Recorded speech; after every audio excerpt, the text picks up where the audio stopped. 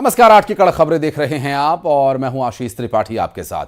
8 बजे की 5 बड़ी खबरों पर बुलेटिन में सबसे पहले बात करते हैं खरगोन में न्यूज 18 की खबर का जो बड़ा असर हुआ इस खबर के बारे में। तो यहां भिकनगांव क्षेत्र के कन्या आश्रम में हॉस्टल के वार्डन को सस्पेंड कर दिया गया।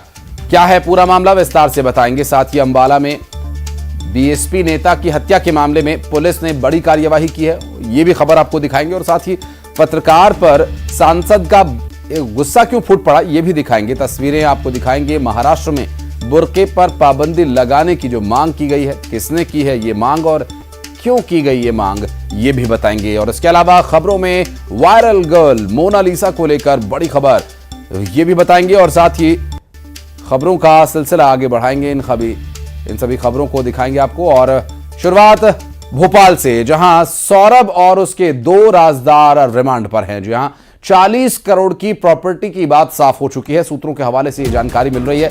तो वहीं जांच एजेंसीज को 93 करोड़ से अधिक की प्रॉपर्टी के दस्तावेज मिल चुके हैं। 18 रिश्तेदारों और करीबियों के नाम सामने आ चुके हैं, सूत्रों के हवाले से मिल रही है जानकारी। फिलहाल आपको बता दें कि अब लोकायुक्त इनसे भी पूछताछ कर सकती है।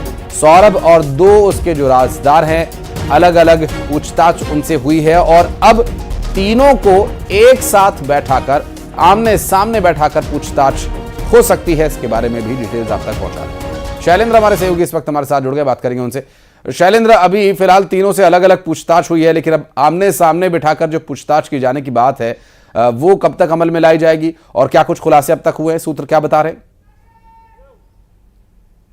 देखिए आशीष, मैं आपको बता दूं, जिस तरीके से रिमांड का कल पहला दिन था और कल ही शरद जायसवाल को भी 6 दिन की रिमांड पर लिया गया है। जिस तरीके से अलग अलग जो, चाहे वह सौरभ शर्मा हो, चेतन गौर हो या फिर शरद जायसवाल हो, इन सबसे पूछताछ हुई है। जिस तरीके से ईडी की कार्रवाई हो, लोकायुक्त की कार्रवाई हो या आईटी की कार्रवाई हो, सब में लगभग 93 करोड़ रुपए की चल संपत्ति का ब्यौरा जो है वो सौरभ के और उसके आसपास के लोगों से मिला था। अब उसी संपत्ति को वेरीफाई करने के लिए लगातार जो है पूछताछ की जा रही है।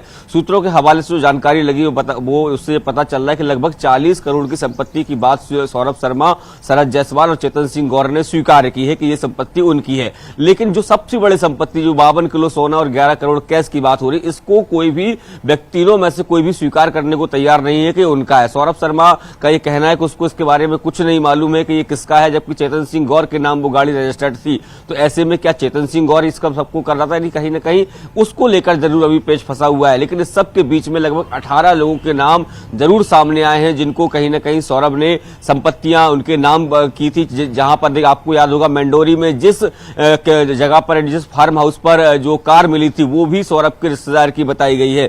तो ऐसे में तमाम जो रिश्तेदार हैं वो भी अब धीरे धीरे जांच के जद में आते जा रहे हैं। बताया जा रहा है कि 18 ऐसे रिश्तेदार हैं जिनके नाम सौरभ शर्मा हो, शरद जायसवाल हो, चेतन सिंह गौर ने अपनी संपत्तियां की थी। तो आखिर इस सबको लेकर पीछे कौन है, ये सबसे बड़ा सवाल अभी तक बना हुआ है। लगातार एजेंसी पता करने में लगी हुई है कि सौरभ शर्मा क्या खुद मास्टरमाइंड है या उसके पीछे और भी कोई था। लेकिन उसको लेकर अब तक सौरभ शर्मा ने किसी भी तरह की कोई जानकारी किसी भी एजेंसी के साथ साझा नहीं की है। अब माना यह भी जा रहा है कि जिन 18 लोगों के नाम सामने आए उनको भी लोकायुक्त समन भेजकर पूछताछ के लिए बुला सकती है। और न केवल लोकायुक्त, आने वाले समय में ईडी हो या फिर आईटी की टीम भी इन तीनों लोगों से अलग अलग तरीके से पूछताछ करेगी, ताकि जो 93 करोड़ की संपत्ति के चल संपत्ति की जो ब्यौरा एजेंसीज को मिला है वो पूरी वेरीफाई हो सके कि आखिर वो किसके। सबसे बड़ा सवाल सोने को लेकर है और 11 करोड़ रुपए कैश को लेकर है। उसको लेकर क्या रुख रहता है सौरभ का या जो अन्य लोग रहते हैं, क्योंकि अभी अलग अलग पूछताछ हो रही है तो सबके अलग अलग तरीके के बयान आ रहे हैं। क्योंकि जिस तरीके से सौरभ ने जो पूछताछ में बताया,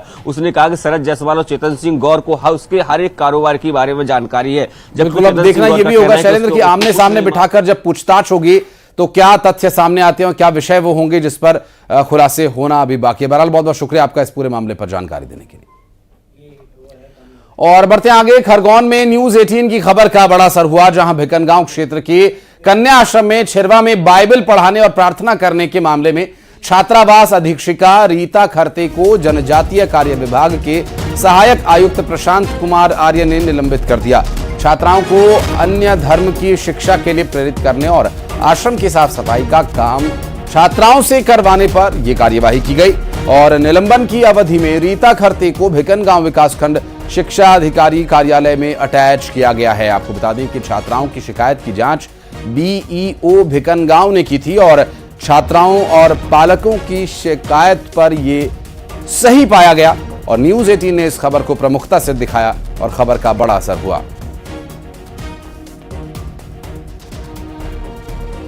और आशुतोष पुरोहित हमारे सहयोगी इस वक्त जुड़ गए, बात करेंगे उनसे। आशुतोष, क्या आधार रखे गए खरते को निलंबित किए जाने के लिए?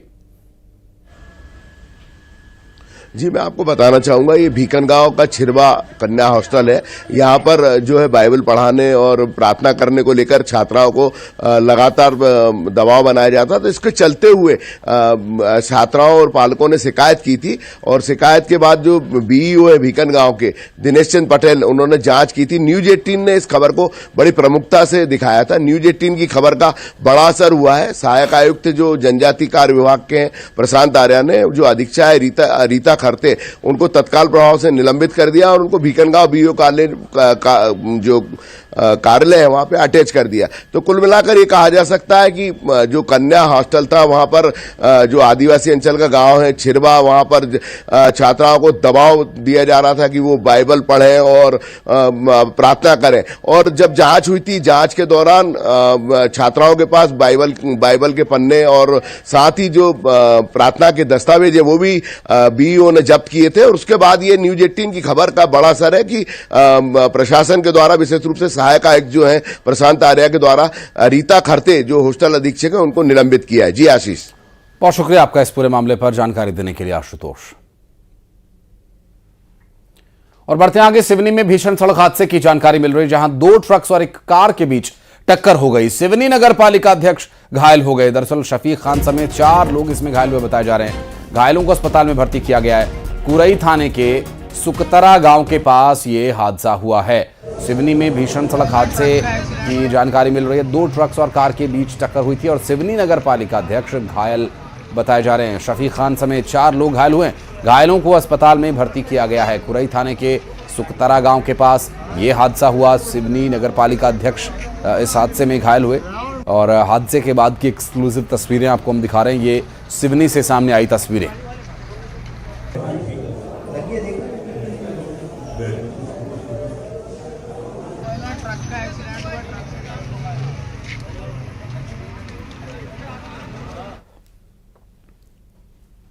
और अंबिकापुर से भीषण सड़क हादसे की जानकारी मिल रही है, जहां नेशनल हाईवे 43 पर यात्रियों से भरी एक बस हादसे का शिकार हो गई। बेकाबू बस झाड़ियों में जा घुसी और हादसे में यात्रियों की जान बच गई। बाल बाल यात्री बच गए। क्योंकि शराब पीकर बस चला रहा था ड्राइवर, ऐसे में यह हादसा हुआ बताया जा रहा है। बस में करीब 100 यात्री सवार थे। रायगढ़ से बिहार के सासाराम जा रही थी ये बस। निकाल ले उसको, फंस गया पूरा।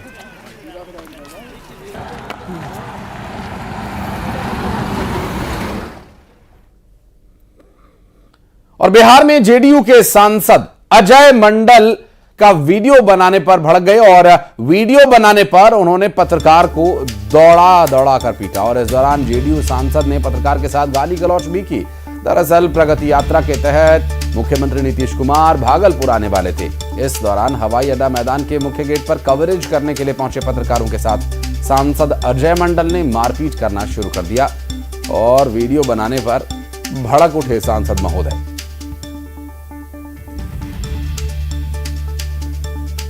पत्रकारों को दौड़ा कर मारा, गिरा कर मारा और अपनी गाड़ी से उतरते ही सांसद महोदय ने कवरेज करने के लिए पहुंचे पत्रकारों को पीटना शुरू कर दिया।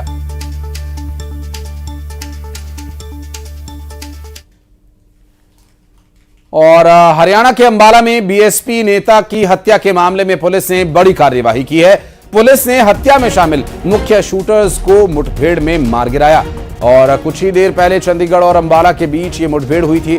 दरअसल मोलाना इलाके में पुलिस ने गैंगस्टर सागर को ढेर कर दिया और अंबाला पुलिस सूत्रों के मुताबिक मारा गया बदमाश गैंगस्टर वेंकट गर्ग के लिए काम करता था। पिछले कुछ दिनों से बीएसपी नेता हरविलास रज्जूमाजरा की गोली मारकर पिछले कुछ दिनों में जो ये वारदात को अंजाम दिया गया, इसके बाद से लगातार तलाश की जा रही थी और लॉरेंस बिश्नोई गैंग से भी ये जुड़ा हुआ बताया जा रहा है। बीएसपी नेता की हत्या से जुड़ी ये बड़ी खबर।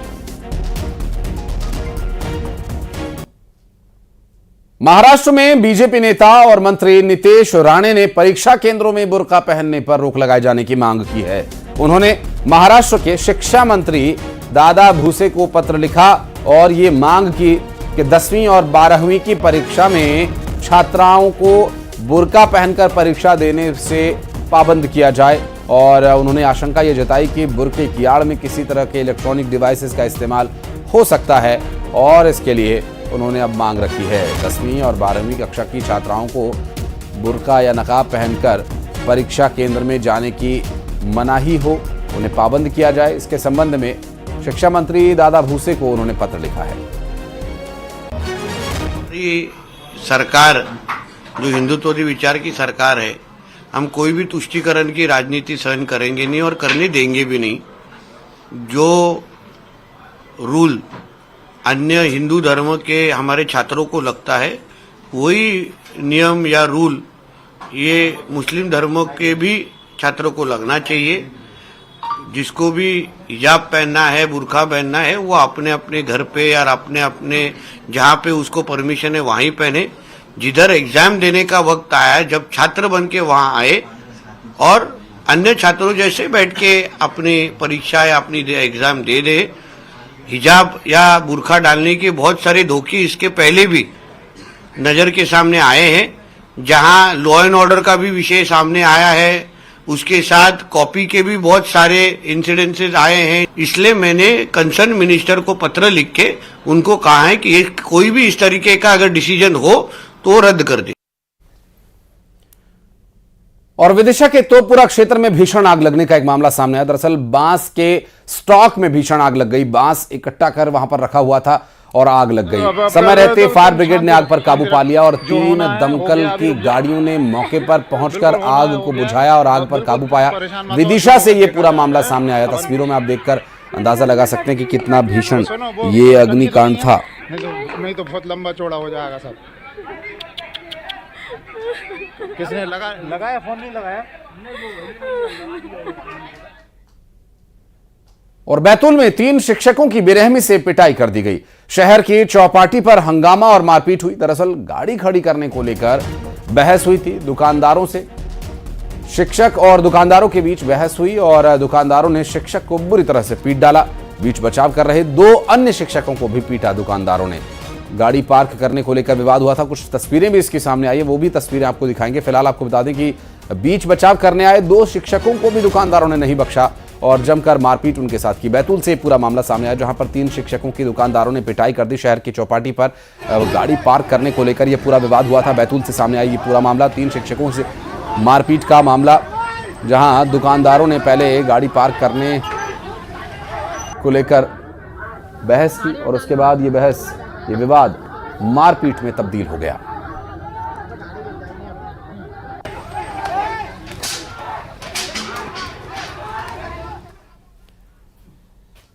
और खैरागढ़ में तलवार से बर्थडे केक काटे जाने के मामले में तलवार से बर्थडे केक काटे जाने पर नाबालिग के दोस्त के साथ वीडियो जो वायरल हुआ था उस पर एक्शन लिया गया और बर्थडे पर केक काटकर सोशल मीडिया पर उसका वीडियो पोस्ट कर दिया गया था। पुलिस ने आरोपी शख्स को गिरफ्तार कर लिया है।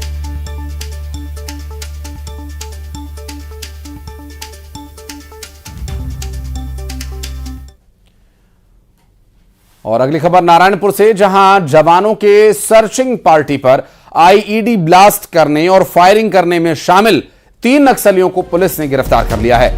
साल 2024 में कोडलियार जंगल में आईईडी ब्लास्ट होने से आईटीबीपी के 3 जवान शहीद हो गए थे और इस ब्लास्ट में बस्तर फाइटर के 2 जवान घायल भी हुए थे। मुखबिर की सूचना पर नक्सलियों को घेराबंदी कर पकड़ लिया गया। आपको बता दें कि कोहका मेटा थाना क्षेत्र का ये पूरा मामला बताया जा रहा है।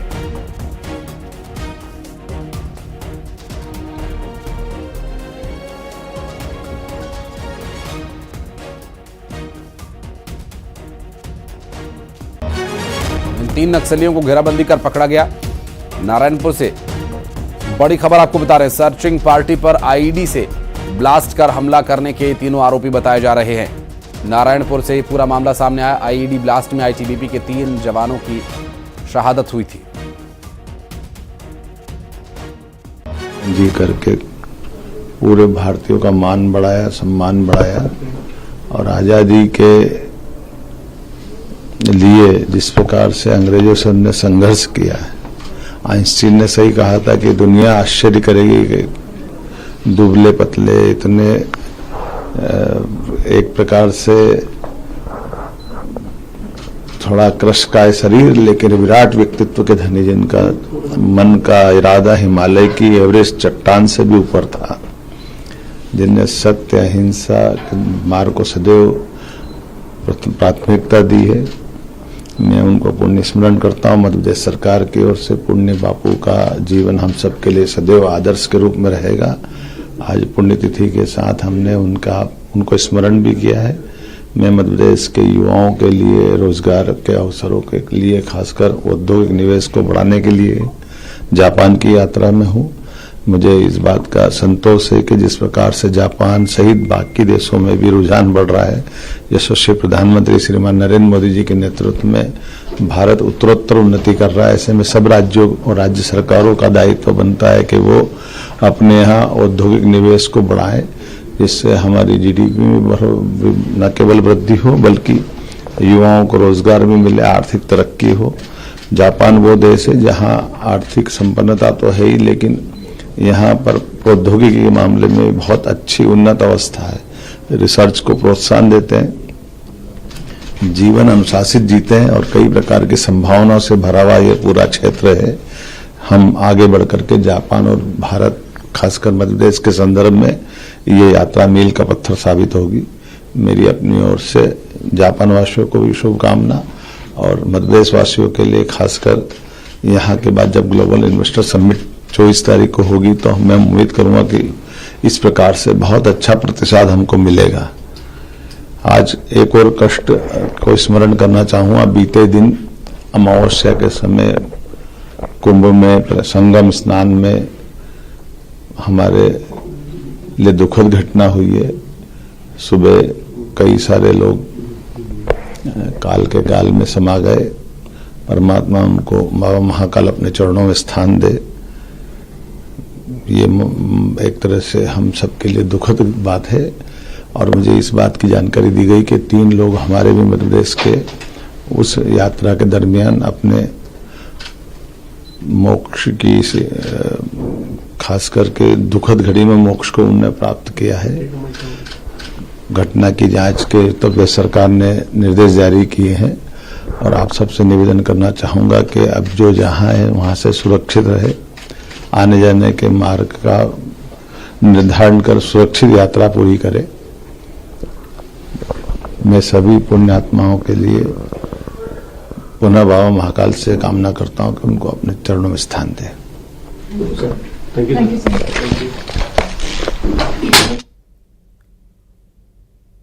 तो आप सुन रहे थे मुख्यमंत्री डॉक्टर मोहन यादव, जो कि 6 दिवसीय जापान यात्रा पर हैं। निवेश के संदर्भ में वहां पर गए हुए हैं और आज 30 जनवरी है और 30 जनवरी बापू की पुण्यतिथि के अवसर पर उन्होंने बापू को पुष्पांजलि देकर नमन किया, उन्हें याद किया। और आज मोहनदास करमचंद गांधी की पुण्यतिथि के अवसर पर उन्होंने पुष्पांजलि दी और साथ ही कुंभ में हुई दुर्घटना को लेकर भी शोक प्रकट किया। और अगली खबर नारायणपुर से, जहां 29 नक्सलियों ने सरेंडर किया है। 7 महिला नक्सली भी इसमें शामिल हैं। सरेंडर करने वाले नक्सली कई वारदातों में शामिल रहे हैं और इतना ही नहीं, इन लोगों ने एसपी के सामने आत्मसमर्पण किया। सरेंडर करने वाले नक्सलियों ने विकास के कामों में सहयोग किए जाने की भी बात कही है और अब पूर्व नक्सली हो चुके ये सभी मुख्य धारा से जुड़ रहे हैं और इस आत्मसमर्पण से उन्होंने मुख्य धारा में जुड़ने का निर्णय लिया है। Chhattisgarh medical services corporation limited CGMSC घोटाला मामले में ईओडब्ल्यू ने बड़ी कार्यवाही की है। दरअसल ईओडब्ल्यू की टीम ने मोक्षित कॉर्पोरेशन के डायरेक्टर शशांक चोपड़ा को गिरफ्तार कर स्पेशल कोर्ट में पेश किया। ईओडब्ल्यू ने कोर्ट से 14 दिन के रिमांड की मांग की, लेकिन कोर्ट ने ईओडब्ल्यू को शशांक के 7 दिन की रिमांड ग्रांट की है। तो वहीं अब जांच एजेंसी शशांक से 4 फरवरी तक पूछताछ करेंगी और फिर कोर्ट में पेशी होगी। आपको बता दें कि ईओडब्ल्यू की टीम ने मोक्षित कॉरपोरेशन के रायपुर और दुर्ग जिले में छापेमारी कर कार्रवाई की थी। इसके अलावा हरियाणा के पंचकुला में करीब 8 टीम्स ने दबिश दी थी और शशांक के भाई और उनके रिश्तेदारों के घर और दफ्तरों में रेड करके दस्तावेज जब्त किए थे। मोक्षित कॉरपोरेशन दवा और मेडिकल इक्विपमेंट्स की एजेंसी है। CGMSC को ये एजेंसी दवा उपकरण सप्लाई किया करती है। ये घोटाला करीब 350 करोड़ से अधिक का बताया जा रहा है।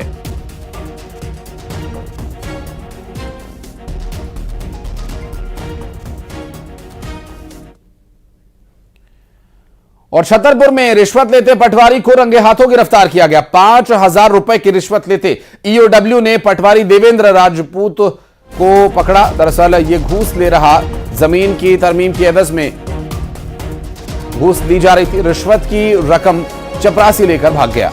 सागर ईओडब्ल्यू की टीम ने बड़ी कार्रवाई करते हुए 5,000 रुपए की रिश्वत लेते हुए ईओडब्ल्यू ने पटवारी देवेंद्र राजपूत को पकड़ा है। देवेंद्र राजपूत घूस ले रहा था और बताया जा रहा है कि ये 5,000 रुपए चपरासी लेकर भाग गया।